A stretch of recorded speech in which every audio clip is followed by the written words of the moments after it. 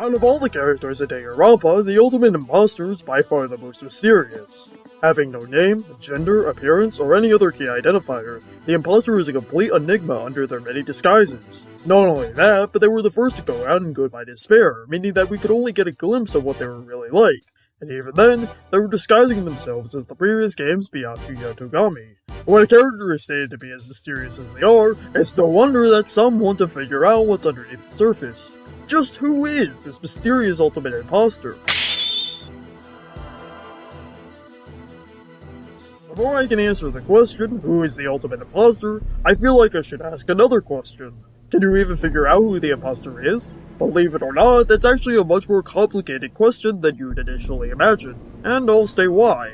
If by who is the ultimate imposter you mean what is the imposter's true identity, then that would be a hard no. In Danganronpa S and in their free time events, the imposter straight up said that they never had a name, and the only thing we could really determine about their identity is that he refers to himself as a man, even outside of his Byakuya alias. Other than that, it seems like the imposter knows as much about themselves as we know about them, meaning not much. I mean, the imposter did take off their mask during the DR3 anime, but keep in mind that the anime also made Chiaki a human, had Zuko's manipulation of Class 77 with anime brainwashing, and brought all the Goodbye Despair victims back from the dead despite the game stating that such a situation is infinitesimally unlikely, so take all of that with a pinch of salt. That said, even when they're undisguised, the only new information we can learn about the imposter is their appearance, and even then, some fans argued that this isn't even their true form. Some may be confused by what I mean by this. Can we even learn more about the imposter than just their true appearance?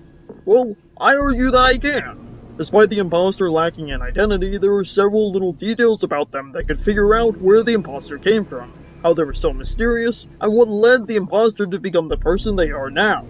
I think the first mystery we should discuss is the ultimate imposter's talent, as it works differently from how you would expect for an imposter like them. While most imposters are able to perfectly replicate everything about who they are impersonating, the imposter is able to do just that, except their body type, one that is quite unique in the series mind you, remains the same. Despite that though, they are still able to fool everyone, earning them the title of Ultimate Imposter. Monokuma says just that in Goodbye Despair, and in Danganronpa S, Kokichi states that it's genuinely difficult for him to distinguish between Byakuya and his imposter, despite their body differences. It's like everything about the imposter's true self is completely unrecognizable. Perhaps the reason people cannot recognize the imposter as impersonating someone, despite the fact that they are much fatter than who they are impersonating, is because they are unable to recognize their fatness at all. Yeah, it's there, but they never really recognize that fact until they realize that it is the imposter impersonating someone. Once characters do realize that they are talking to an imposter, recognizing their unique traits becomes a lot easier now, as there are multiple instances of characters mentioning the imposter's weight in both the Ultimate Talent Development Plan and in S.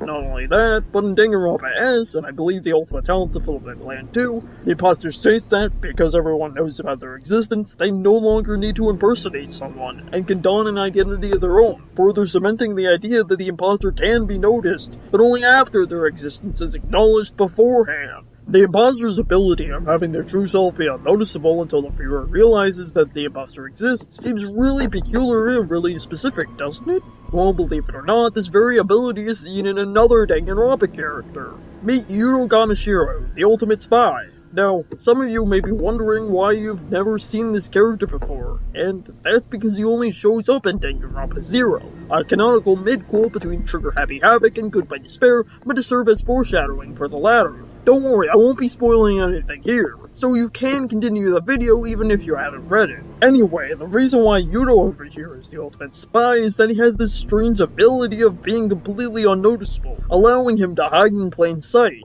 When our protagonist Ryoko meets up with Yudo for the first time, she hears a mysterious voice calling out to her. She tried to look for where the voice is coming from, but she couldn't find it anywhere. It was like the voice came from nowhere. Though with Yudo's guidance, she was able to figure out that the origin of the voice was right in front of her, and she just didn't notice it yet. Once she found out Yudo's existence, however, she was able to describe him as a boy that looked like a cartoon Cupid, and noticed that he looks incredibly young for his age. Even though his face is also stated to be completely featureless, Ryoko was still able to notice two other features about Yudo once she started to notice him. Already you could see the striking similarities between Yudo and the imposter's abilities. Both seem to be completely unnoticeable until their existence is recognized. In fact, in the imposter's free time events, they state that their existence is completely invisible, even stating that having their existence not be acknowledged by anyone made it difficult for them to survive. The fact that Yuto and the imposter's abilities are this similar cannot be a coincidence. But if it isn't, why did these two characters share the same ability? Well, I believe that there is some relation between our ultimate imposter and Yuto Kaneshiro, more specifically, a biological one, considering that family members do share many biological features, and I cannot help but think that this ability of theirs is hereditary. However, if this is the case, it directly contradicts what the imposter says about not having a family. That said, I believe these two concepts, the imposter not having a family while simultaneously being Yuto's sibling, can coexist, and if they do, it paints quite a sad picture of the imposter's upbringing. One aspect that I found strange when the imposter talked about themselves is that they stated that they've never had a birth certificate. Not having a name, a family, what have you, all those things the imposter would know as they grow up, but not having a birth certificate seems very specific, and it means that they weren't registered for birth.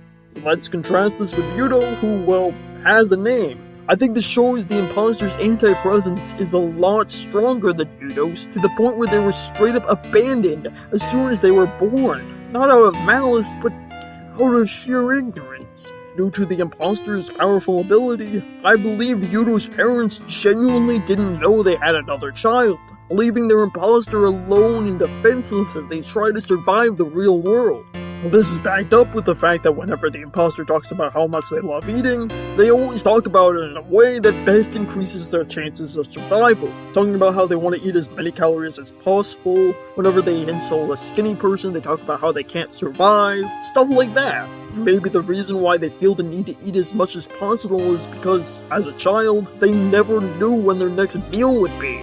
Not only that, but in Danganronpa, the imposter stated that their education prior to high school was inadequate, despite the fact that public elementary and middle schools in Japan were mostly free, showing that whatever the imposter was going through was far worse than just poverty or homelessness. But I believe what makes this idea of mine the most credible is, again, how the imposter talks about impersonation as a means of survival. In their last free time event, they've stated that they had to become someone else in order to live, and the way they talk about impersonating people is not out of any desire to do so, but merely out of necessity, as that is their only option of existing. Being abandoned as a child is pretty tough, and even more so when you lack any legal documents of your existence. But combining all that with an ability that prevents you from being noticed makes the imposter's life a constant uphill battle. I think with this backstory and ability in mind, we can see why the imposter had to start disguising as other people, and why they were so good at it too. Because the imposter themselves has a lack of presence like Yuto, the things they mimic are all you see of them, allowing the imposter to not only perfectly fool others into believing they're someone else, but also allowing them to be fed, to get an education, and to potentially get a home and, well, exist as a person for the very first time in their life.